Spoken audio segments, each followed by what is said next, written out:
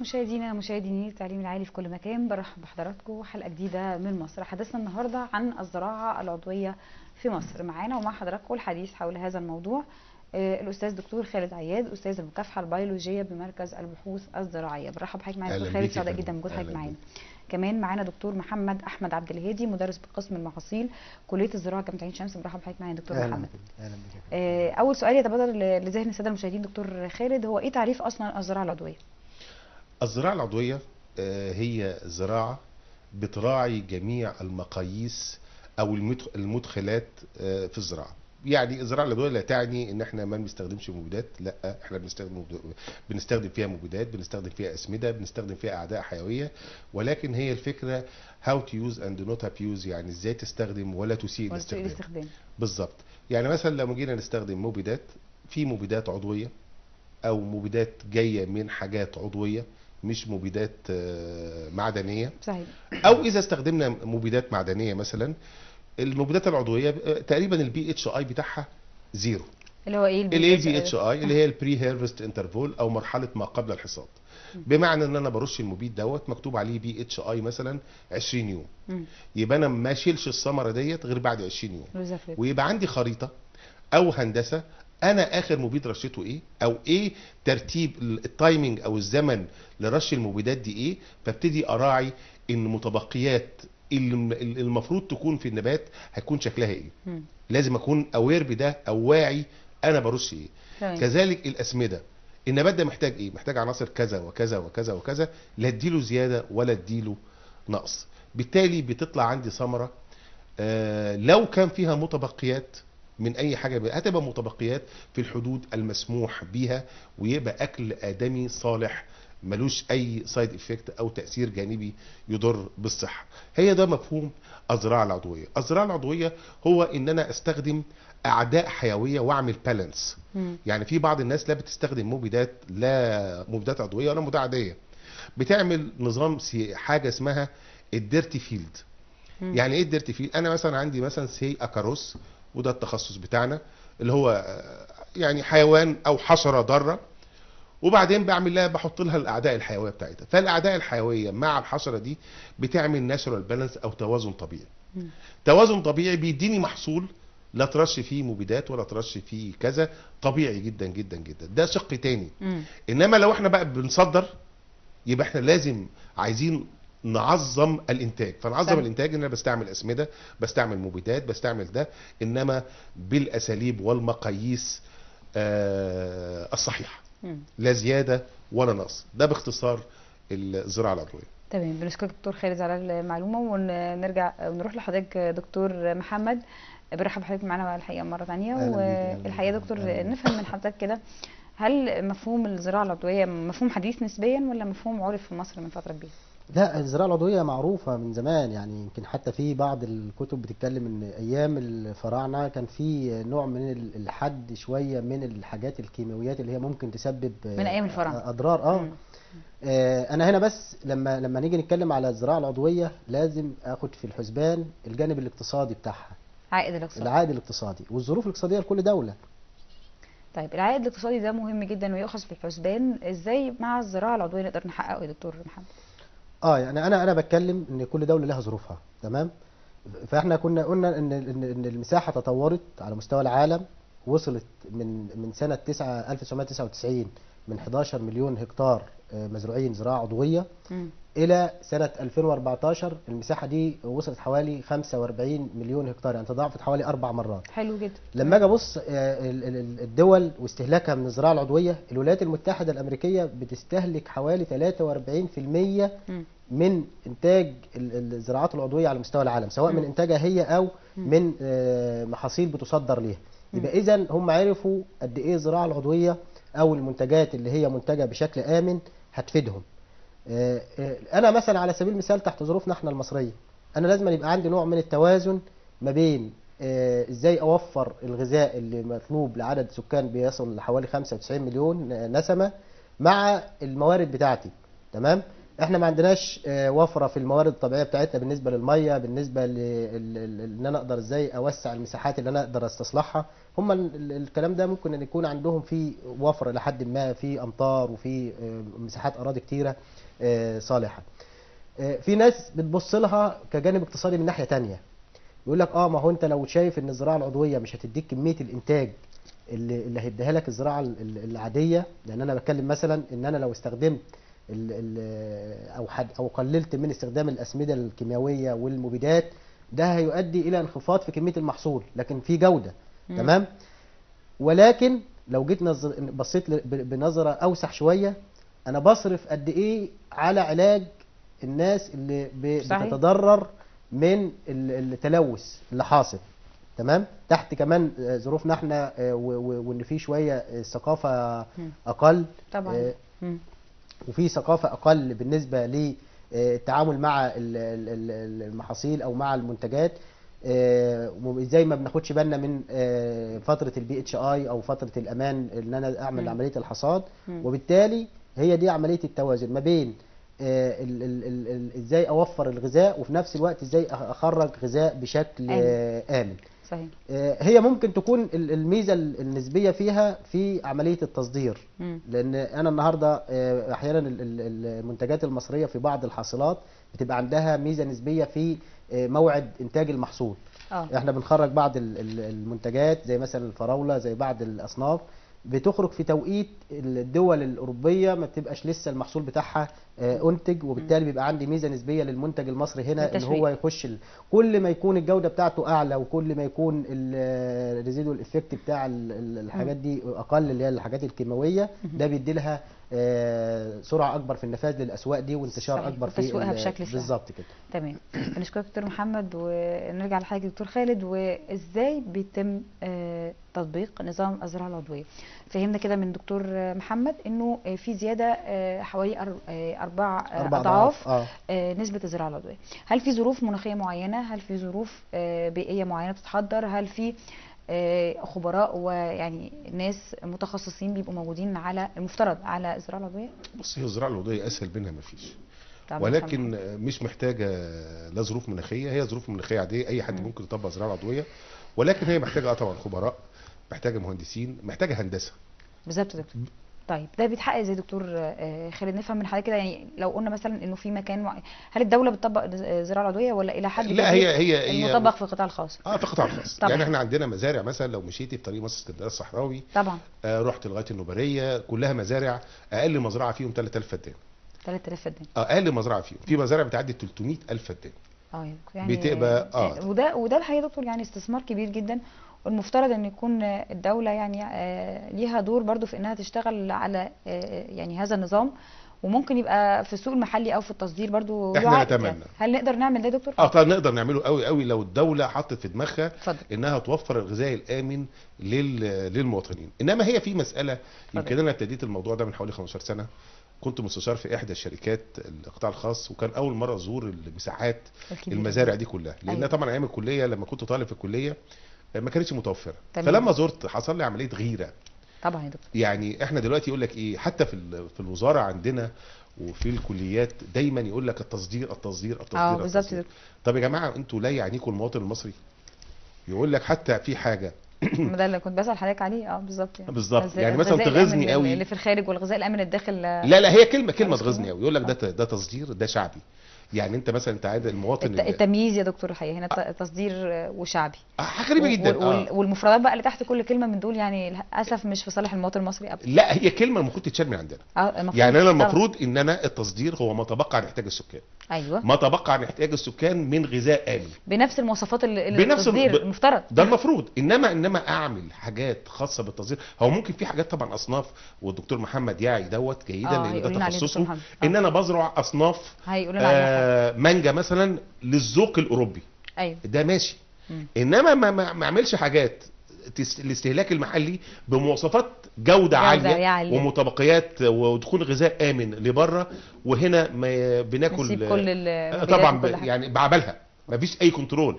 الفلاح النهارده بيرش مبيدات وهو بيقطف. يعني أنا شفت بعيني مثلا كان مزارع قوطة بيرش مبيد فوسفوري غاية في السمية ليوبو الأحمر، وفي نفس الوقت تاجر المبيدات بياخد وبيعبي. فطبعا ده مين بيعمل له كنترول؟ انما المزارع الكبيره بتبقى مجبره على الزراعه العضويه، ومجبره والراجل بيبقى حاطط ايده على قلبه، لانه لو المعايير والمقاييس العالميه لو لم تطبق او كانت تعدد الحد المسموح بيها ملي، خلاص بيخسر المنتج كله رجع يا دكتور. بيخسر مليارات. طبعا الراجل ده بيخسر مليارات طبعا. غير ان المعدج ما بيرجعش، ده بيتعدم كمان يا دكتور. ما لا ما هو لو رجع هيسوق. في ناس ما عندهاش ضمير، واخد بال حضرتك، وبتنزله السوق المحلي. وفي ناس والله العظيم انا شفت بعض المزارع والناس محترمه جدا. الراجل قال لي لا المتبقيات المبيدات عاليه، فانا مش هنزله سوق محلي، انا هعدمه. دي شفتها بعيني. بس ده يعني واحد في ناس من عندها مليون. ضمير يا دكتور والله لسه. طب كويس يعني الحقيقه فكره الضمير الشخصي كويسه، لكن لا يعول عليه. الرقابه على لا احنا ما عندناش سياسه عامه كمان؟ تقول ان انا اوفر يعني حمايه المستهلك، ان انا ابتدي اعمل كنترول او مراقبه على الزراعه او المنتج اللي خاص من الزراعه بيكون بمواصفات ومقاييس معينه. لا طبعا من الفلاح للتاجر ومن التاجر للمستهلك. فطبعا احنا ما عندناش المقاييس دي. الشعب بياكل شيء. وبعدين حتى في المركز مركز المبيدات، مركز عندنا، قعدت مره مع مسؤول كبير جدا، فبقول له دلوقتي احنا عايزين نطبق المعايير والمقاييس. يعني احنا عندنا حاجات بتحصل وامراض بتحصل زي ما قال الدكتور محمد. للاسف. فقال لي والله احنا بعد ما المنتج بينزل بناخد منه عينات، نقول والله العينات ديت الحدود المسموحه من المبيدات عدت كذا كتقرير. ايوه. او لما بيحصل مثلا اصابه مثلا بفشل كلوي كبير قوي، فبينزل معمل مركز المبيدات بياخد عينات يقول لك ده في فايلنت، حصل فايلنت لان في نسبه كذا كذا كذا. ايوه. طب ليه بقى الحاجات دي كلها ما تتعملش قبل ما ينزل المنتج للتسويق؟ بالظبط. ويبقى عندنا مقاييس لده. لا احنا ما عندناش الحاجات دي. ولكن رقابه جيده المفروض يعني. بالظبط. احنا نامل ودي هتفيد. لازم نغير مفهوم التصدير. نقول والله ان احنا مثلا مصر عايزه مثلا 1000 طن من المنتج الفلاني. اذا مصر كلها بتنتج كام؟ 2000 طن، هنصدر 1000 ونخلي 1000. وبعدين هيبقى ايه بقى؟ ان احنا جميعة الارشاد عندنا في الوزاره والارشاد في الجامعه ينزلوا يعملوا مراقبه دايما على الحيازات الصغيره، ويبقى في كوردون كده ان اي منتج هيتعمل فيه، طبعا بتاع الارشاد هيبقى مسؤول، هيبقى زياده المبيدات لو فيها ريزيديوس زياده او فيها حاجه زياده احنا مش هننزل ده السوق، هنعدمه. فيحصل فعلا انتاج امن في الاسواق، محاصيل امنه. اللي هيجي يصدر مش هياخد من المزارع الخاصه بالتصدير، هياخد عامه، او هياخد من مزارع التصدير اللي زرع حاجات للذوق الاوروبي، للذوق بس. ويبقى فعلا مفهوم التصدير اتغير، هو ما تبقى عن احتياج السكان. انما احنا عندنا لغايه النهارده ما عندناش حمايه المواطن المصري من الغذاء الغير آمن. والله يا دكتور يعني كلام حضرتك مهم ويقدر جدا. المفترض ان يكون فعلا في منظومه جيده لحمايه الغذاء الامن للمواطن المصري، من حقه يعني ابسط الحقوق الغذاء الامن يعني. طبعا. طيب نرجع لحضرتك دكتور محمد. وحضرتك يمكن دكتور خالد فتح نقطه ان هناك محاصيل معينه لها ذوق محدد، مثلا الذوق الاوروبي، الذوق الامريكي، يعني في محاصيل زراعيه مش متناسبه مع الذائقه المصريه دي، ليها نظام معين او مفترض يكون في دراسات معينه بتتعمل او يعني في اهتمام بشكل معين بيها؟ لا هو احنا طبعا بيبقى عندنا ميزه نسبيه في بعض المحاصيل، ظروفنا البيئيه ملائمه ليها، ظروفنا الارضيه ملائمه ليها، انتاجنا منها كويس جدا. يعني على سبيل المثال احنا متميزين مثلا في حاجه زي الفراوله، زي الموالح، زي المانجا، بعض الاصناف. تمام. انا هنا برضو لازم بيبقى عندي نوع من التخطيط، بحيث ان انا معظم الاستثمارات الكبيره في المجال الزراعي هي قطاع خاص. القطاع الخاص النهارده انا هجبره ازاي تحت مسمى ان احنا بنتكلم النهارده في تحرير زراعي او تحرير للزراعه موجود. تمام. هجبره ازاي ان منتجك نزله سوق محلي او صدره. هو حر، هو راجل عامل مشروع. لو التصدير طالما ان الدوله سامحه بالتصدير، لان احيانا مثلا احنا ما بنسمحش بتصدير بعض المنتجات. يعني جينا في وقت مثلا قلنا الرز مش هيتصدر، تمام، لان انا هيعمل عندي نقص في السوق المحلي، وبالتالي هيسبب مشكله، ودي سلعه مش هنقدر حد يستغنى عنها. لكن لو فرضنا ان مستثمر شغال في مجال الفاكهه مثلا، او في مجال بعض الخضروات المرغوبه، حاجات زي فلفل الالوان والحاجات اللي هي مرغوبه في السوق الخارجي، بعض اصناف الطماطم مثلا، الطماطم السلك والحاجات دي مرغوبه وبتصدر، لان هي بنقدر احنا ننتجها في اوقات مش موجوده في بعض الاسواق، وبالتالي بتطلع بسعر كويس جدا. هو راجل استثمر وحط ملايين او قد تكون مليارات في مزارع كبيره مثلا، انا هجبره ازاي واقول له صدر او نزل في السوق المحلي؟ بالزبط. النهارده يمكن احد الناس الاقتصاديين بيتكلموا ان احد المميزات في عمليه تعويم الجنيه ان خلى فرصه التصدير بالنسبه للمنتج المصري كويسه، لان هو النهارده السلعه هتطلع بالعمله بتاع الدوله اللي رايحه ليها، فبالتالي هيدي عائد كبير للمصدر. تمام. ويمكن ده حصل اليومين اللي فاتوا، الناس بتستغرب احيانا لبعض الارتفاعات في اسعار زي حاجات زي الطماطم، زي السمك، زي الحاجات دي كلها بدات تتصدر، لان هو لو صدرها، لو فرضنا مثلا الطماطم دي لو صدر الكيلو بدولار، الدولار النهارده ب 18 جنيه، يعني اذا الكيلو هيتصدر ب 18 جنيه. تمام.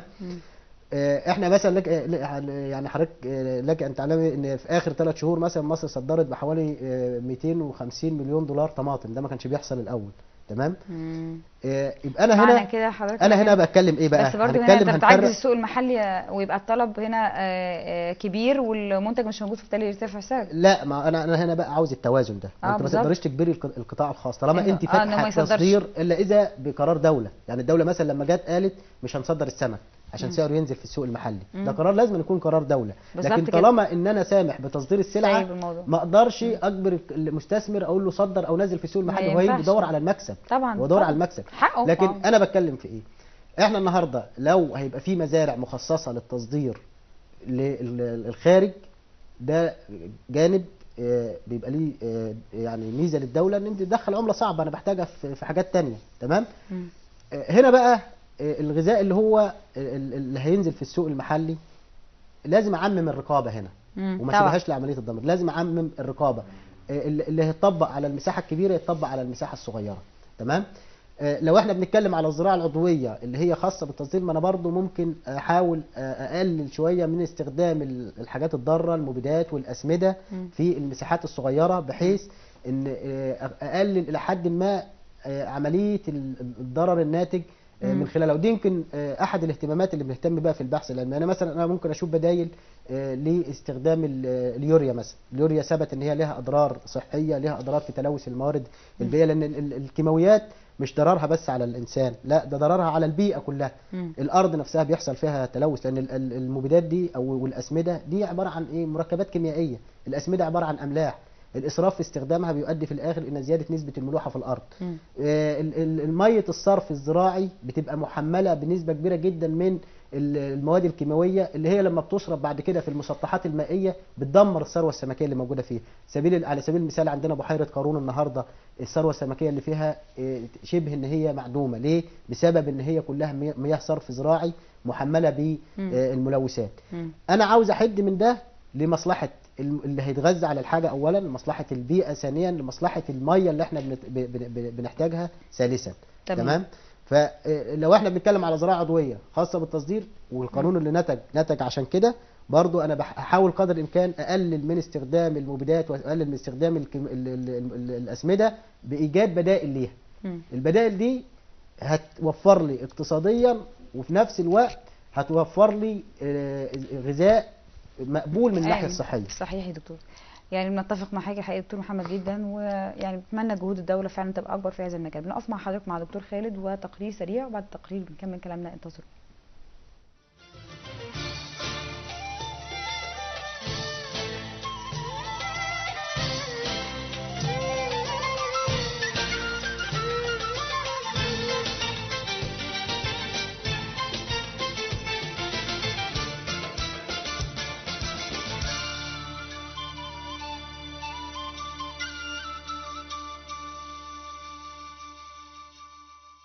ايه رأي حضرتك في الزراعة العضوية، وهل هي محتاجينها حاليا في مصر ولا لا؟ واذا كنا هنستزرع المليون ونص فدان وملايين من الفدادين الاراضي الجديدة، هل محتاجين هذه النوعية من الزراعة؟ محتاجينها عشان هي اقل من الزراعة اللي هي بالكيماويات والمبيدات والحاجات دي، لان الحاجات دي بتجيب امراض على المدى البعيد، وغير كده بتبوظ التربة. انما الحاجات دي اللي هي الزراعة العضوية بتبقى بنستفيد منها لان هي اقل والسماد بتاعها بيبقى كويس، وفي دول كتير بتعملها وناجحة جدا في دول اوروبا وكده، واللي بتبقى الزراعة فيها والحاجات اللي بتطلع من التربة بتبقى صحية اكتر ومش بتضر جسم الانسان. انما الزراعة بالكيماويات وكده لا، على المدى البعيد بتضر جسم الانسان وبتجيب له امراض مختلفة، ده غير ان هي بتبوظ التربة وكده. فاحنا عايزين الزراعة الجديدة في البلد والفدادين الجديدة تتعمل جديد يعني ان شاء الله، تبقى فيها الصناعة دي بالاسمدة العضوية وكده، انها صحية وطبية وتنفع البني ادمين كويس. المفروض الدولة بتشجع الزراع اللي بيستخدموا هذه الطريقة، خصوصا التكلفة بتاعتها بتبقى صعبة والمبيدات بتبقى بتاخد معاهم وقت كبير جدا ومكلفة، ولا انت شايف دور الدولة ايه؟ وانا شايف ان الدولة بتحاول على قد ما تقدر انها تخلي الموضوع بتاع السمات العضوية ده هو الاساس في الزراعة الجديدة، وبتدي للناس تسهيلات وحاجات من دي. بس برضه عشان الموضوع مكلف جدا على الدولة وكده بيبقى ماشي سنة بطيء شوية. هي طبعا مهمه جدا وصحيه جدا، يعني ديت بتفيد مثلا الاراضي الزراعيه في ان هي مثلا ما تبقاش زي ما بيقولوا كيماويات او مرشوشه، عشان خاطر لما نيجي ناكل حاجه او كده ما تبقاش فيها مواد كيماويه او مواد اللي هو الرش اللي بيقولوا عليه دوت، اللي هو بيخلي الفاكهه او الثمره ذات نفسها تكبر او تتضخم بسرعه. طبعا السماد ده بيبقى طبيعي جدا، حاجه من يعني طبيعيه بتتحط للزرع او ايا كان يعني المحصول، بتخليه يبقى كويس يعني ويبقى حالته احسن، ويبقى بس ما بيبقاش نفس الحجم اللي هو بيبقى مرشوش، بس طبعا ده بيبقى ليه فايده اكبر. وطبعا في دول اوروبيه بتستخدم ده يعني بتقول ان ده احسن من الكيماويات او الحاجات اللي هي بتضر او بتجيب سرطانات تقريبا.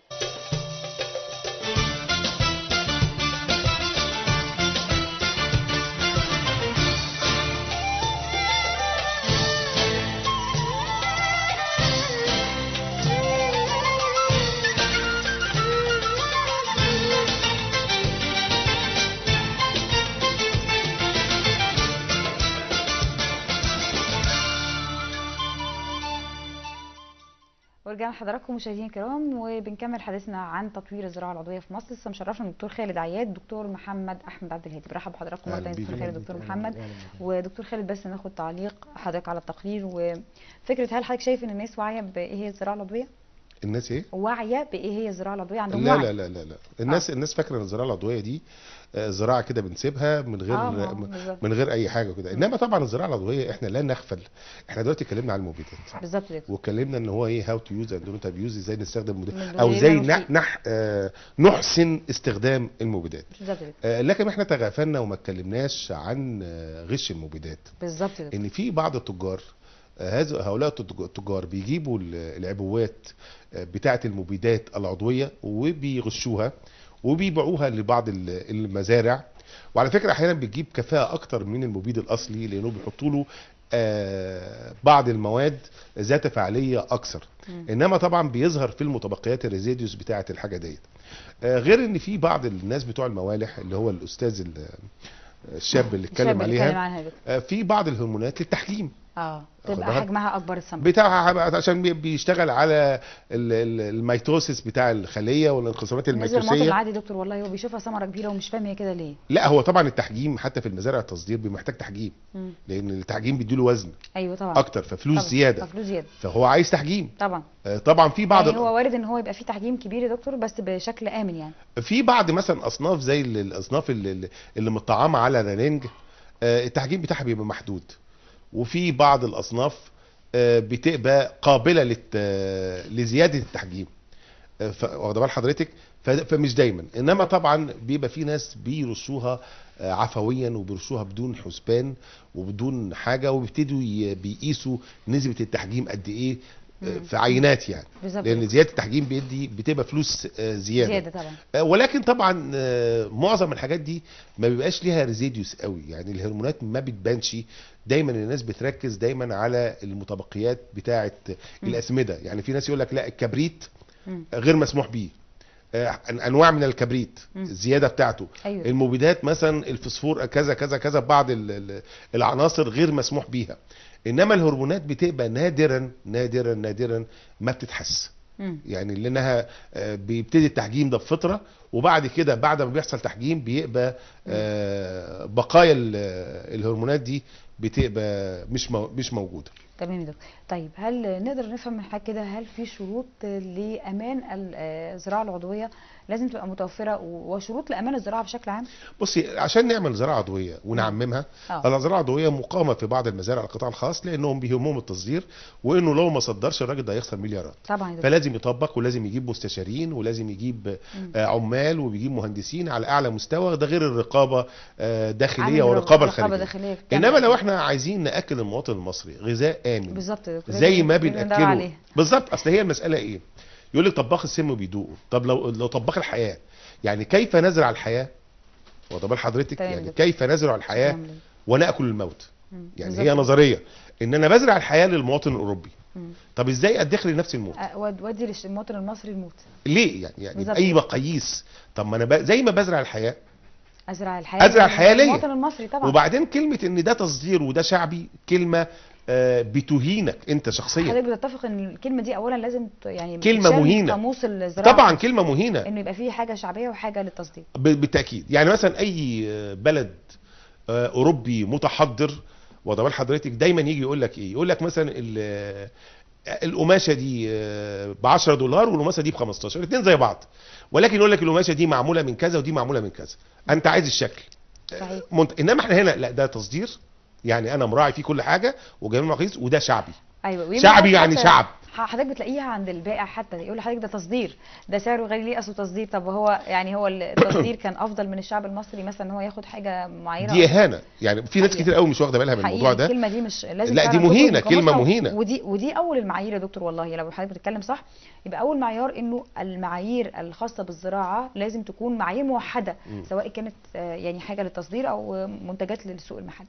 لا وبعدين في حاجات دلوقتي النهارده بنحرف فيها. يعني احنا كان عندنا قطن مثلا المصري له مواصفات معينه، المواصفات معينه كان عالميا، وكان الجنيه بتاعنا مرتفع لانه احنا كنا بناخده بالجنيه.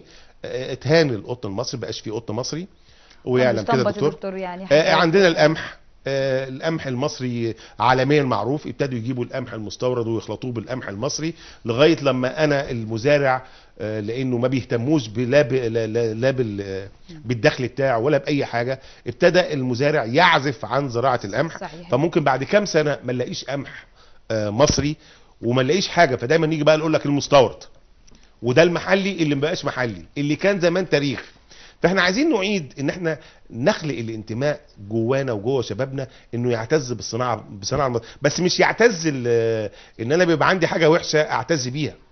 انت فاهم حضرتك؟ لازم يكون حاجه جوده وحاجه محترمه، وبحترم المواطن في غذائه اولا، في لبسه، في الهواء اللي بيتنفسه، في وسائل مواصلاته. بعد كده ازرع الانتماء جواه. انا لو قدرت ان انا ازرع الانتماء يعني بطريقه جيده، صحيح، هقدر انافس. يعني حضرتك فتحت نقطه مهمه جدا يا دكتور خالد. الحقيقه هو الزراعه جانب من اهم جوانب انتماء غذاء الانسان كل يوم من الزراعه المصريه. اذا حضرتك حسسته انه مفيش شعبي ومفيش تصدير، وانه المواصفات الخاصه بالزراعه المصريه والمنتجات والمحاصيل الزراعيه امنه بنفس المقاييس والمعايير اللي بتتصدر بره، ده يعني الحقيقه اقصى درجات الانتماء، بدون ما نشعر ان احنا بننمي عنده ان هو بيغذى كل يوم بشكل انا مش عايز احسسه، انا عايز اخليه على يقين.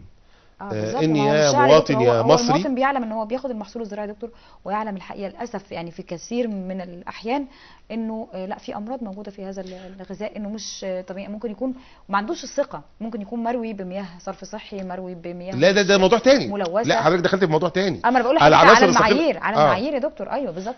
بس هي في مساله مش ده حاصل، ما احنا بنسال حضرتك النهارده ليه؟ طبعا هو الحقيقه ان بتلاقي بقى طبقات قادره اقتصاديا، فبتلاقيها بتجيب المنتجات العضويه الموجوده في اركان كده، ودي مشكوك فيها كمان يا دكتور. طبعا. يعني ايه ضمني في المولات الكبيره او كده بيروح للغذاء الحيوي، لكن المواطن العادي هو عارف ان هو بياخد للاسف الشديد الخضار او الفاكهه اللي بيشتريها، عارف ان في كثير من الاحيان واحيانا بينزل في السوق وانا ادرى، لان انا طبعا حضرتك بتقول لنا الحته دي. انا لفيت مزارع مصر كلها طبعا يا دكتور. فاحيانا بتقبل الطماطمايه او تقبل برتقانه، ببقى عارف شكلها جاي من مزرعه ايه.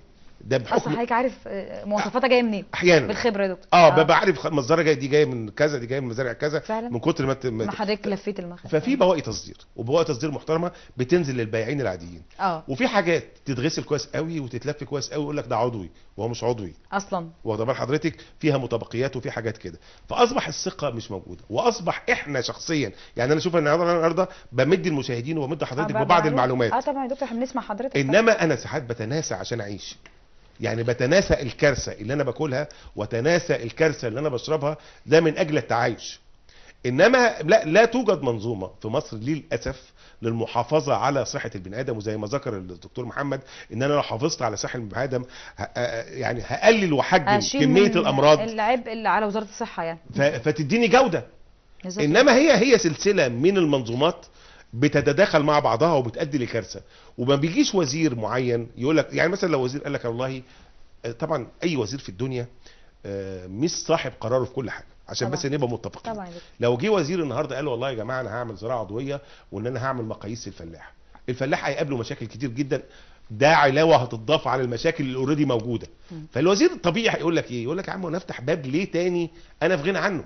طبعا يا دكتور انت فاهمه؟ لازم يبقى قرار دوله كبير جدا، جميع الوزارات بتبقى المعنيه اللي هنبتدي للمواطن المصري ان احنا نعمل غذاء امن. محتاجين ايه يا جماعه؟ محتاجين كيت وكيت وكيت، كيت وكيت وكيت، ده هيطلع منه شويه عقبات او شويه مشاكل نبتدي نقعد تاني ونبتدي نحلها لغايه لما يوصل بعد 10 سنين اللي انا بصدره بره هو اللي بصدره هنا، ويبتدي بقى مفهوم التصدير يتغير، ويبتدي المواطن يحس ان الدوله خايفه عليه، ويبتدي نزرع جواه الانتماء. طبعا ده محتاجه بدايه واستراتيجيه وايديولوجيه كبيره جدا ده جدا اللي كنا عايزين نسال حضرتك عليه الحقيقه دكتور خالد، هو ازاي اصلا ممكن نطبق حاجه زي كده؟ طيب هنقف مع حضرتك على النقطه دي، وازاي ممكن نطبق الزراعه العضويه في مصر بشكل في تعميم، ونرجع لحضرتك دكتور محمد وما زلنا بنتكلم على المحاصيل الزراعيه والزراعه العضويه.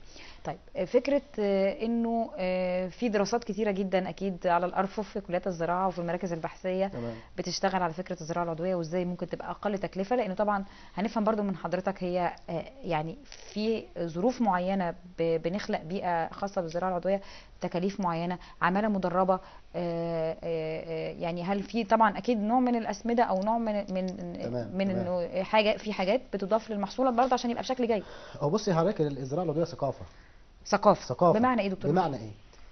انا النهارده بتكلم على ان انا الزراعه العضويه كمفهوم ان هو انتاج غذاء امن، تمام، من خلال الحد من المواد الكيماويه والمبيدات، تمام، واستبدالها بمخلفات عضويه، سواء المخلفات العضويه دي من داخل المزرعه او من خارج المزرعه. يعني حضرتك مثلا متبقيات الاكل اللي احنا بناكلها دي، لو انا عندي منظومه تدوير جيده يبقى دي هتخش معايا هتنفع معانا جدا سماد عضوي. فهي انا عشان كده بقول لحضرتك ثقافه هتوصل. طب هي ليه مش واصله يا دكتور محمد؟ وده نقطه مهمه قوي. يعني هقول لحضرتك ثقافه الحقيقه مش للمواطن العادي، هي ثقافه لمن يتعامل مع المحاصيل الزراعيه، اصحاب مزرعه، لا للمواطن فلاح، للمواطن العادي. انت حضرتك إزاي؟ كل واحد فينا في البيت، هل حد فينا بيفكر يفصل المتبقيات العضويه بتاع الاكل لوحدها والمتبقيات الثانيه او المخلفات الثانيه لوحدها؟ علمنا يا دكتور ازاي؟ ما انا بقول لحضرتك هي ثقافه محتاجه هي توعيه وكمان والله يا دكتور، يعني هل حد وعى؟ هل في برامج اعلاميه مثلا بتوعي الناس؟ احنا بنقول اهو بس محتاجه تكثيف فعلا يا دكتور التعليم العالي. فانا هنا بتكلم انا هعقب على النقطه دي فعلا. انت تعرفي مثلا ان الزراعه العضويه من ضمن شروطها على سبيل المثال ان ما يبقاش فيها عماله اطفال. طبعا يعني تخيلي بقى من ضمن شروطها، من ضمن قوانينها، يعني من ضمن بنود القانون ان ما يبقاش فيها عماله اطفال، اللي هي 3/4 العماله في مصر في المجال الزراعي دكتور الحقيقه، في الجني وفي التجميع وفي التسويق. احيانا الزراعه العضويه بيفكر حتى في الطريق نفسه، بيفكر في الجانب الانساني في الزراعه العضويه مفترض كل حاجه. هو ثقافه ومنظومه مجتمع. بيفكر حتى في الطريق اللي هيتنقل من خلاله الحاجه، يعني في الطريق ده لما يكون فيه ملوثات ولا حاجه، لا الطريق ده مثلا لو فيه مطبات وانت حاطط لي الحاجه دي مرصوصه بشكل معين، المطب ده هيغير مثلا، هيخلي بالظبط هيحصل اضرار ميكانيكيه، الثمره يختلف. تمام. فانا هنا برجع للكلام ده موضوع كبير بالظبط كده. فهي منظومه بنتكلم فيها في ان احنا بنقلل كتير جدا من الحاجات الكيماويه، ونبدا نشوف ايه الحاجات اللي عندنا ممكن نستخدمها. فانا على سبيل المثال انا النهارده بنتكلم مثلا في قش الرز، كل سنه احنا بنعاني وبنقول السحابه السوداء وقش الرز. الزراعه العضويه تخدم على الموضوع ده طبعا. الزراعه العضويه تخليكي اي مخلف نباتي عندك كماده عضويه ينفع استخدمها واعيد تدويرها. مخلفات الحيواني دكتور مش كده؟ بالظبط كده، المخلفات الحيوانيه. تمام. الزراعه العضويه لو انا ممكن اطبقها لو انا راجل مثلا عندي بيت وزارع حواليه حاجه كده صغير على سكيل صغير ولا حاجه. انا ممكن استخدم المتبقيات الاكل اللي عندي واعمل لها عمليه تخمر بسيطه قوي واستخدمها. ما حدش علمنا برضه، ما انا الدكتور بقول لحضرتك قال ان هي ممكن ثقافه، نتعلم. هي هنعرف حالا من الدكتور ثقافه خالد ازاي. زي ما عمليه التدوير. يعني عمليه التدوير مش ما جيش ابص لها لتدوير المخلفات النباتيه بس، ده عمليه التدوير دي المفروض بتتعلم في المدارس. يعني في مدارس النهارده تعلم الطفل ازاي انت عندك حاجه حقيقي يا دكتور. عندك حاجه كنت بتستخدمها لكن دلوقتي ملهاش عندك استخدام، ازاي انت تفكر لها في استخدام اخر.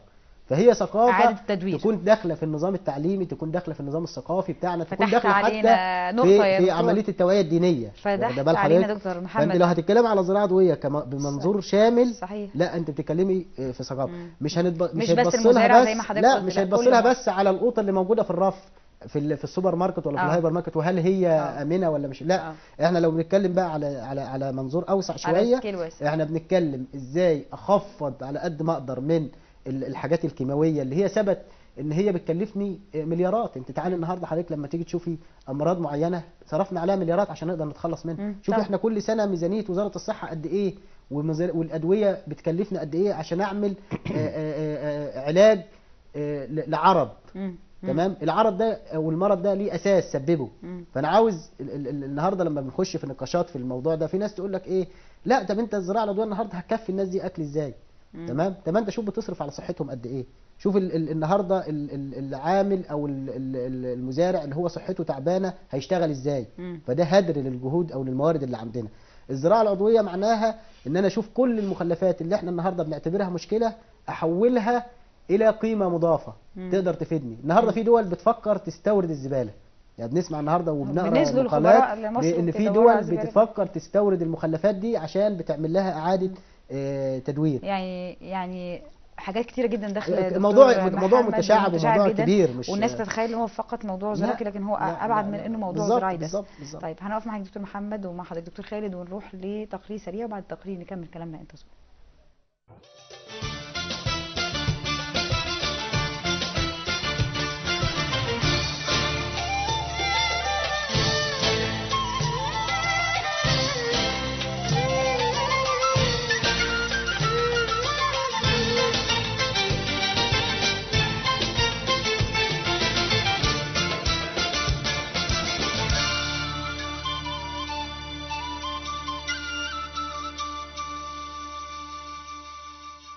من وجهة نظرك أهمية وفوائد الزراعة العضوية في مصر، شايفها إن هي فعلا مفيدة لينا ولا ده ضرب من الخيال وصعب جدا؟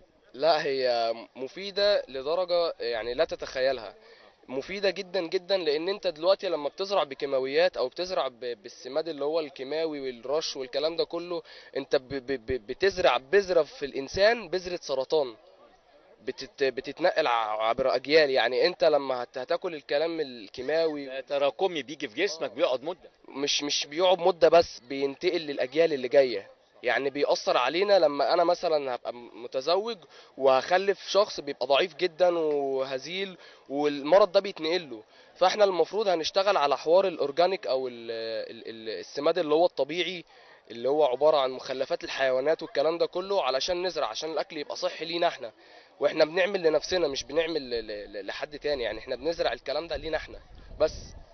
استزراع 1.5 مليون فدان والكثير من الاراضي الزراعيه اللي جايه، هل انت شايف مهم قوي ان احنا نزرعها عضوي ولا نزرعها بالطريقه التقليديه اللي كنا بنزرع بيها؟ لا، هو الاهم ان احنا نزرعها عضوي. مش مهم هتاخد وقت قد ايه، هي بتاخد وقت كبير بس مش مهم هتاخد وقت قد ايه. المهم ان احنا نسيب بصمة صحية للناس. يعني احنا نزرع بحاجات عضوية علشان الناس كلها تبقى صحية. وكمان برضو في جزء اللي هو انت لو عايز تبني جيل صحي وجيل يعرف يلعب رياضة قدامه ما يتعبش والكلام ده كله، نسيب له حاجة صحية، ياكل خضروات صحيه وفاكهه صحيه، مش لازم الزراعه الكيماويه والكلام هي طبعا مهمه ان هي مثلا بتوفر لنا احنا اللي هو الغذاء الآمن أولا، وغير كده إن إحنا يعني بتساعدنا اللي هو الكيماوي ذات نفسه بيبقى يعني بتبقى على ما أعتقد بتبقى أسعاره غالية شوية. احاول على قد ما اقدر اختار العضويه طبعا عشان هي مفيده ليا ومش هتضرني، انما التانية الكيماويه حتى لو هي اقل من كده ممكن يجي لي مرض معين منها وادفعه في العلاج، فهي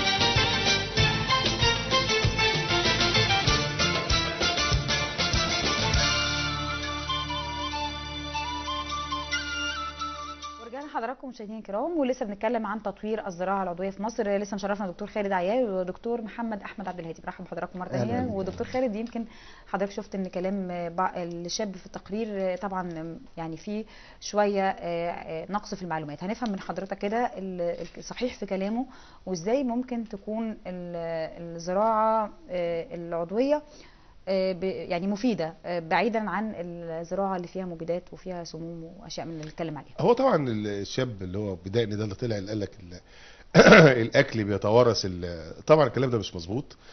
حتى احنا عايشين لان ممكن ناكل ملوثات وناكل اكل سليم، ده بيعوض الجسم عنده عمليه ريكفرنج. الحمد لله يا دكتور. طبعا الريكفرنج ده له حدود، يعني ان انا ممكن اكل سم والجسم يتخلص منه، انما الحدود حدود معينه بيبتدي يتخزن وبعد كده بيظهر في امراض. هي دي النقطه يا دكتور، فكره ان الجسم قد ايه بيقبل حدود وبعد كده بقى بتختلف من جسم لاخر، عشان الناس برضو ما تخافش النهارده احنا لا ما هو ما يخافوش. الخضار كله سموم والمحاصيل كلها سموم. هم طبعا بالشكل ده يعني. هو طبعا انا في الاخر كنت هطمن الناس انه لازم يغسلوا الخضروات كويس قوي، ودايما يحاولوا زي ما هو بياكلوا حاجات ملوثات يبتدوا ينتقوا الحاجات الكويسه، الشرب الكويس وكده، فده بيعوض. طب ده هو في طريقه للغسيل دكتور؟ يعني الحقيقه معلش احنا يمكن مش خارجه عن اطار كلامنا النهارده، في طريقه للغسيل معين بنسمع مثلا اضافه الخل، اضافه ملح للميه، حاجات كده يعني. والله الغسيل بالخل كويس جدا، لانه برضه بيخلص الطبقه الدهنيه اللي هي بتبقى عالق عليها متبقيات المبيدات. ده جميل يعني. الخل كويس. خل كويس قوي ومش اكتر من كده يعني. ما هو يعني الحقيقه في ناس بتستخدم الصابون يا دكتور. والله الصابون مش وحش برضه. يعني الميه بصابون مش عايزه اقول حاجه، انا شخصيا بستخدم ميه بصابون على طول. لا مش وحش وبعدين لو بعد الصابون خل، ده حاجه جميله. مش الاثنين مع بعض. الاثنين مع بعض. بشكرك والله يا دكتور خالد. وبعدين في حاجه كمان، الانسان ما يبتديش ياكل الحاجه على طول، يعني حتى لو موز لازم يغسله، لان ايده دي نقطه بقى كبيره. طبعا لان ايده طبعا الراجل الملوث. طبعا هو الراجل بايده جايب كده، فهو راح ماسك الموزه ويقول لك ده انا هي من جوه. طب ما انت ايدك تلوثت بحاجات انت مش شايفها. صحيح. يعني احنا بنشتغل مثلا في المايكرو، يعني الثمره البرتقانه الموزه لازم تتغسل يا دكتور، وبنقشرها لازم تتغسل لان هي كلها المبيدات فيها، وبعدين ايدي بتتلوث، وبعدين بتمسك الثمره من جوه. صحيح. فالمتبقيات دي ممكن حضرتك اللي يمرضني شويه قد كده. ربنا يكرمك يا دكتور، دي معلومات مهمه قوي يا دكتور خالد. انما طبعا ممكن تبقى في انسان واقف على انه يظهر عليه اعراض المرض، السيمتومز بتاع اعراض المرض على جزء بسيط جدا جدا جدا. حقيقي. فلازم طبعا نراعي الحاجات الصحيه، غير ان في حاجات كتير جدا اتكلموا عليها اللي هو فصل المخلفات. انا شخصيا بفصل المخلفات، الاكل العضوي على البلاستيك عندها. حضرتك شخصيا بتعمل كده يا دكتور؟ انا شخصيا بعمل يعني كده، انما للاسف ده وعي كبير يا دكتور بصراحه. ما هو الغايه من ده ما تمتش. الغايه من ده ما تمتش ليه؟ لان مين اللي بياخد الحاجات ده؟ منظومه هيرجع يخلطها تاني. الكونسيرج اللي عندي او الكونسيارج اللي عندي او البورتر البواب بياخد الحاجات ديت، بيروح يرميها في اي حته بعيده عن البيت. بيجي زبال تاني اللي هو التاجر الكبير، النباشين بيبتدي ينبش الحاجات دي كلها وياخد الاكياس وياخد مش عارف ايه، لانه عارف هيقدر يعمل لها ريسايكلينج على الحاجات المعدنيه والحاجات البلاستيكيه والحاجات الورقيه دول. الاخر ايه؟ الاخر ان انا عندي حاجات متبعتره. حضرتك جدا لان حضرتك فصلها له. انا فصلتها له، بس انا افصلها لمين؟ انا فصلتها لان انا ربيت نفسي على العاده دي. كويس. يعني انا قلت ان انا ايه، لقيت الموضوع ده في بلد من البلدان انا عشت فيها فتره، فقلت ان انا ايه اعملها، فبقت عاده عندي. انما الاخر هل الدوله استفادت من اللي انا بعمله من السلوك ده؟ ما استفادش مين، لان اللي استفاد النباش يا دكتور بس مش اكتر. لا هي من حضرتك المخلفات هي مش ده، النباش ده واحد من المنظومه الفاسده، والتاجر بعد كده طبعا واخده بال حضرتك. التاجر اللي هو بياخد ايه؟ بياخد يعني المخلفات المعدنيه لوحدها والزجاجيه لوحدها ده مثلا ده المفروض. انما للاسف ما بيحصلش والكيلو ليه ثمن يا دكتور كمان. ده جميل قوي. ده للناس معينه. انما احنا عايزين نتفق ان احنا عندنا شلل سلوكي في المجتمع المصري. بمعنى السلوكيات ما هي الا سلسله مرتبطه ببعضها. لو انا اتبعت السلوك الحسن والسلسله المرتبطه بيا اتبعت سلوك مخالف، فبيبقى ده ضد ده، وفي الاخر النتيجه بتبقى زيرو، ما بيعملش حاجه. طبعا. فاحنا عشان نعالج الشلل السلوكي وعشان نوصل لمنظومه متحضره لازم تقبل عمليه زي ما قال الدكتور محمد من البدايه للبدايه كلنا مع بعض. وده على فكره عشان تعملي نهضه حضاريه الموضوع مش سهل، ما بياخدش يوم ولا 2 ولا 3 ولا 4، ده بياخد سنين بس طب نبتدي. حضرتك عندك في ذهنك دكتور خالد اكيد يمكن طريقه للتواصل مع الناس. كنت بكلم حضرتك اثناء تقرير على برامج اعلاميه كانت متخصصه للتوعيه الزراعيه زي برنامج سر الارض، وكان ميعاد معروف بعد صلاه الجمعه، وكل يعني الحكايه بتبقى حكايه دراميه، وفي الاخر بنشوف اخطاء المزارع الموجوده ونبدا نصلحها ونحط اسئله واجابه، شيء مهم جدا. حضرتك شايف برضو الحقيقه انه في نقص في البرامج الاعلاميه اللي بتوعي الناس زراعيا؟ والله بصي احنا انا من جيل المبنى ده كلنا والله يا دكتور. انا دخلت المبنى ده وهو دورين فعلا. طبعا ايام ما كان دورين قبل ما يحصل فيه الامتدادات اللي انا بتوب فيه دلوقتي 27 دور. 7 لا كان ساعتها 12 دور حاجه كده في انما طبعا اتعلمنا واحنا صغيرين في برامج الاطفال قل ولا تقل، اتعلمنا السلوكيات. انما طبعا وبعدين هي في مساله لما اتنقل الاعلام كله للاعلام الخاص، الاعلام الخاص هيديكي توجيه ليه؟ ما بيجيبش فلوس، انت فاهمه حضرتك؟ انما اعلام الدوله كان بيديكي توجيه لان هو ده هو مولود بده، هو موظف عشان يعمل ده لان الضرايب بتصرف عليه، انت فاهم حضرتك؟ طبعا يا دكتور. انما للاسف انا بعيب على التلفزيون. هو طبعا التلفزيون بيعمل حاجات حلوه قوي بدليل ان احنا النهارده قاعدين بنتكلم في ثقافه يعني دكتور. اعلام الدوله. انما هل بيهتم وصول هذه الماده الاعلاميه او الماده الثقافيه لكثير من الناس؟ لا، ما بيهتمش بده. انما هو طبعا هو اعتاد انه يقدم ماده علميه ماده ثقافيه جميله جدا يراها من يراها يعني ولا يراها من يراها. لسه في اعلام، يعني والله احنا فعلا بنشكر اعلام الدوله انه لسه في اعلام بيهتم بخدمه المواطن او ان هو يعلمه حاجه او يوصل له حاجه. يعني وتفتكر انه هيستمر؟ دي فكره والله يا دكتور احنا نتمنى ان هو يستمر. انت عارفه انه مش هيستمر. واضح حضرتك؟ لا هي المساله برضو بقت تتحاسب اقتصاديا وليها عوامل تانية وعوامل كتير قوي قوي قوي. انا بقول يا جماعه لو احنا تنازلنا عن اعلام الدوله لا هيبقى في اعلام خاص ولا هيبقى في غذاء امن ولا هيبقى في اي حاجه. اعلام الدوله والدوله في حاجات معينه، الدوله غذاء الامن لازم تبقى مسؤول عنه الدوله. تثقيف المواطن وخلق مواطن جيد له انتماء يقبل من اعلام الدوله. واهتموا ان اعلام الدوله الماده الاعلاميه التي تقدمها اعلام الدوله اللي مش هيقدر يقدمها الاعلام الخاص، اهتموا بانها تصل الى كثير من البلدان العربيه وتبقى فضائيات. انما ده ما بيحصلش. وتصل يا دكتور خالد الحقيقه من خبرائها ومتخصصين فيها ان الحقيقه ممكن اي حد يقدم ماده تعليميه لكن يكون كثير من المغالطات فيها. لكن لما يكون معانا النهارده استاذ مكافحه بيولوجيه، معانا دكتور محمد مدرس بقسم المحاصيل، ما اعتقدش انه يعني في اي خلط في المعلومات او مغالطات في المعلومه اللي واصله للمواطن. ما هي في المساله حضرتك انت النهارده بتختاري ضيوفك. طبعا انت النهارده ايه؟ طبعا قناه تعليم عالي طبعا. بتختار ضيوفك ان يبقى استاذ جامعه وراجل متخصص. انما في الاعلام الخاص هل هيختار ضيوفه؟ ما انا بقول لا مش هيختار ضيوفه. ممكن يبقى واحد يقول لك انا الاستاذ الدكتور فلان الفلاني وهو معهوش اعداديه ويقدم اي حاجه والناس تبتدي تتداولها خطأ، ولو قلت للناس الصح مش هيصدقوك حقيقي. واحنا والله بنشكر وجود حضرتك معانا يا دكتور خالد وكل الاساتذه الكرام اللي دايما بيبقوا معانا ومشرفينا بالمعلومه السليمه اللي ما فيهاش اي مغالطات. وبنشكرك يا دكتور محمد والله. طيب نرجع الحقيقه لحديثنا عن الزراعه العضويه وفكره التعميم. يعني احنا اتكلمنا انه فكره تصدير وشعبي لازم يعني فعلا المنظومه دي تمام. التقرير اتكلم على 1.5 مليون فدان. هل يعني طبعا الطرح بتاع الخاص بهذا الموضوع لابد يكون طبعا في كلام مع حضرتك ومع دكتور خالد. هل في المخطط الخاص بال1.5 مليون فدان فكره الزراعه العضويه حاضره بقوه؟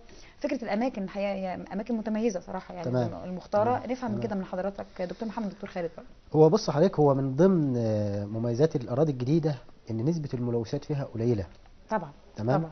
فانا النهارده انا بتكلم الاراضي القديمه مع الاستخدام السيء الملوثات والافراط في الملوثات بالظبط كده لسنين طويله، ففيها حاجات خلاص هي بقت بقت امر واقع فيها. الاراضي الجديده لو الارض نفسها الماده الاميه بتاعتها كويسه وما فيهاش اي ملوثات او اي عناصر ثقيله، فبتبقى بالتالي مناسب ليها جدا هذا النظام. الزراعه العضويه برضو عشان انا ابقى يعني ابقى الناس واضحه لها بشكل كويس.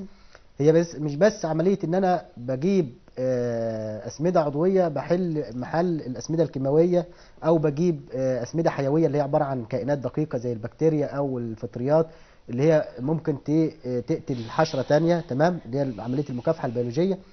لا، ده هي عباره عن نظام ممكن ادخل فيه مثلا الدوره الزراعيه. بمعنى ايه الدوره طبعا الزراعيه؟ طبعا. الدوره الزراعيه لو انا مثلا بزرع محصول زي المحاصيل البقوليه، زي مثلا البرسيم، زي الفول البلدي، المحاصيل دي بتبقى ليها ميزه ان هي عندها القدره على تثبيت الازوت في التربه، تمام، عن طريق خاصيه ربنا اداها لها حاجه اسمها العقد البكتيريه اللي هي بتبقى موجوده في الجذور بتاعتها.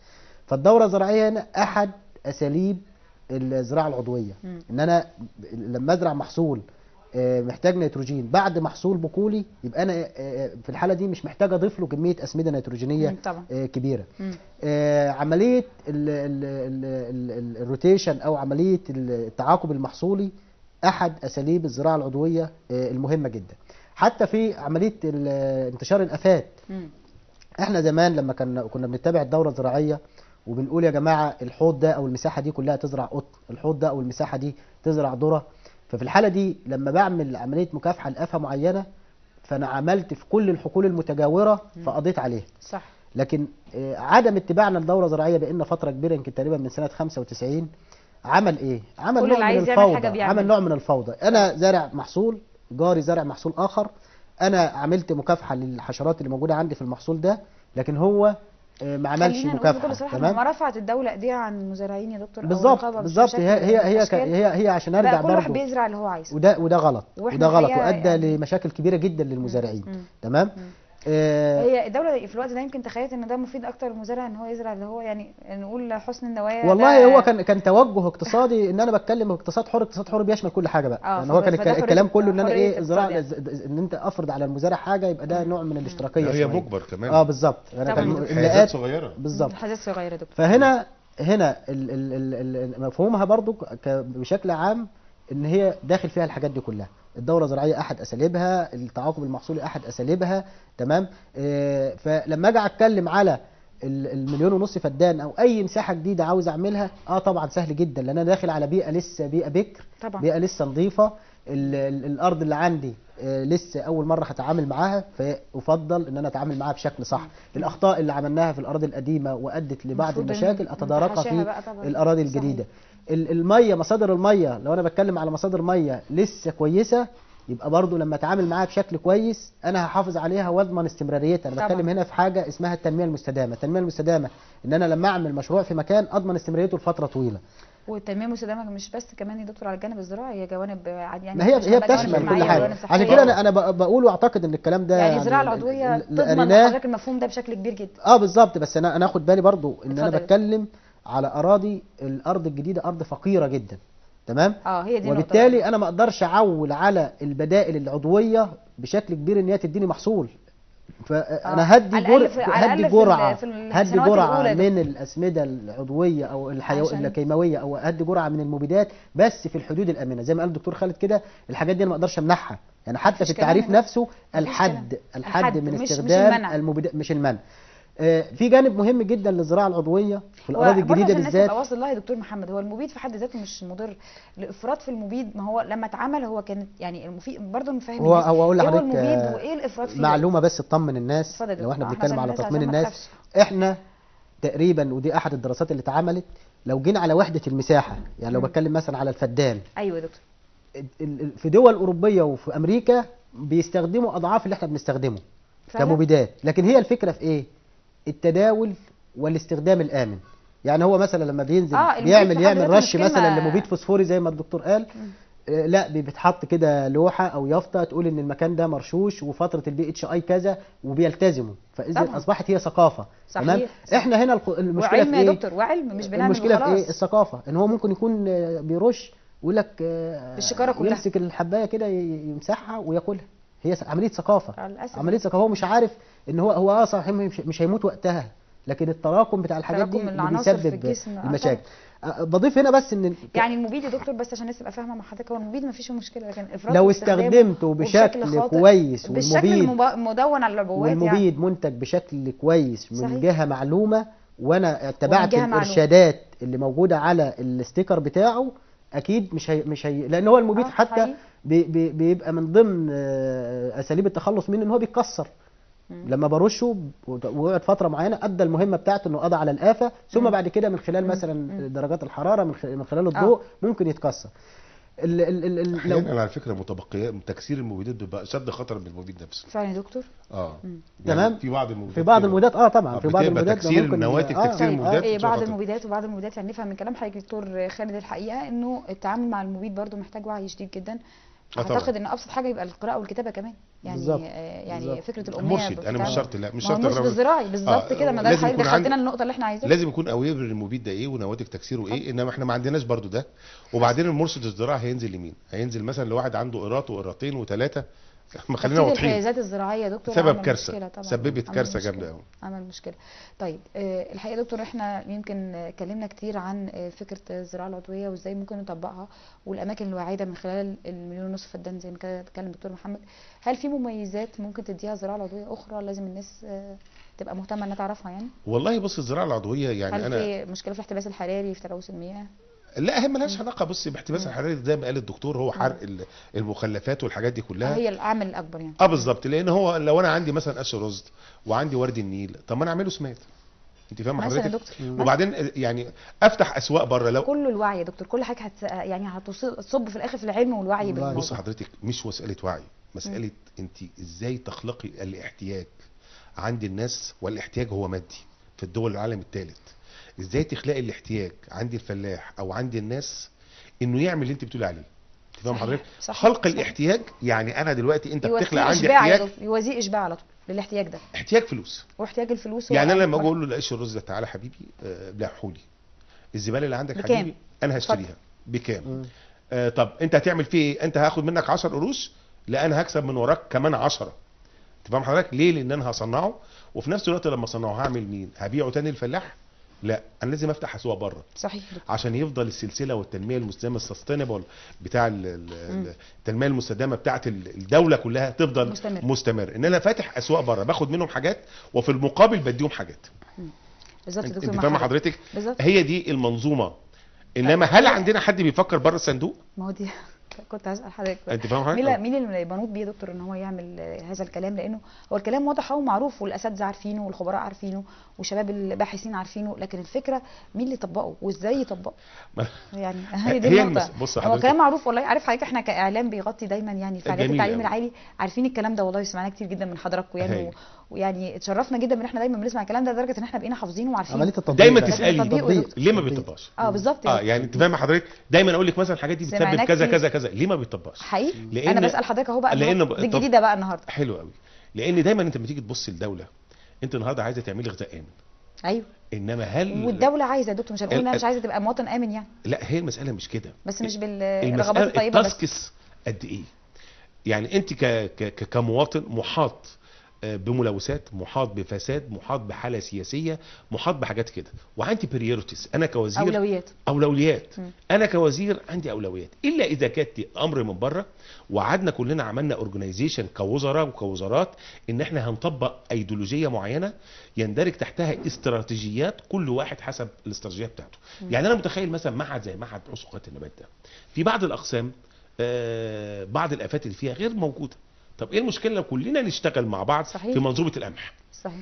كل بالافات، انا والدكتور مثلا توجه دوله دكتور محمد مثلا، دكتور محمد مثلا بتاع قمح او بتاع محاصيل، وانا بتاع مكافحه بيولوجيه وبتاع مثلا كذا، والتاني بتاع مش كلنا نشتغل معاه. البحثيه اللي بنتكلم عليها دكتور من سنين والله، يعني تكامل بفرق عمل بحثيه من جميع المراكز البحثيه، في قاعده بيانات بتجمع كل الباحثين. لا، ونشتغل في مشروع واحد. صحيح. احنا دوله يعني ما فيش تخصصات دلوقتي. صحيح. كل واحد يشتغل تخصص عادي. صحيح. بس كلنا مشروع المشروع الواحد بتخصصات المختلفه. احنا النهارده عايزين نعمل مثلا ايه يا جماعه؟ خلال سنتين ثلاثه يبقى عندنا القمح تاني توليد تيله، وعندنا مثلا القمح كلنا هنشتغل اللي بيشتغل في الحجر الزراعي نشتغل في هذا المشروع القومي، بحيث كلنا هنطالب بالنتائج، واذا لم نؤدي هذه النتيجه فكلنا نعاقب.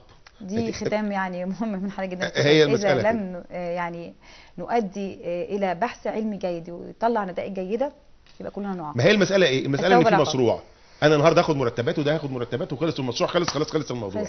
لا يا جماعه، انا المشروع ده 3 سنين هصرف عليه، بس انا عايز اغطي تكلفته بعد كذا كذا كذا كذا كذا، بعد وقت معين. هي دي تمام. المساله. هي دي وفي نفس المسألة. الوقت المواطن الحاسي يستشعر باهميتنا. يعني المواطن العادي لما تيجي تقول له وزاره الزراعه وكليه الزراعه انت بتقدم ايه؟ يعني ايه كليه زراعه؟ صحيح. يعني ايه استاذ في كليه الزراعه؟ يعني ايه بيعمل ايه؟ انما لما المواطن يستشعر بمدى الجهد المبذول في البحث العلمي، صحيح. والاخر هو بيعود عليه برفاهيه معينه، هيؤدي الى انتمائه وهيؤدي انه يساعدني ويبقى في تنميه مستدامه موجوده. نتمنى يا دكتور، والله بنشكر حضرتك جدا الاستاذ الدكتور خالد عياد، استاذ المكافحه البيولوجيه بمركز البحوث الزراعيه. بنشكر حضرتك جدا دكتور احمد عبد الهادي المدرس بقسم المحاصيل كليه الزراعه جامعه عين شمس. بالتوفيق دايما يا دكتور، بالتوفيق دكتور محمد. الله يخليك. بنشكر حضراتكم مشاهدينا الكرام على وعد بلقاء جديد وحلقه جديده من مصر.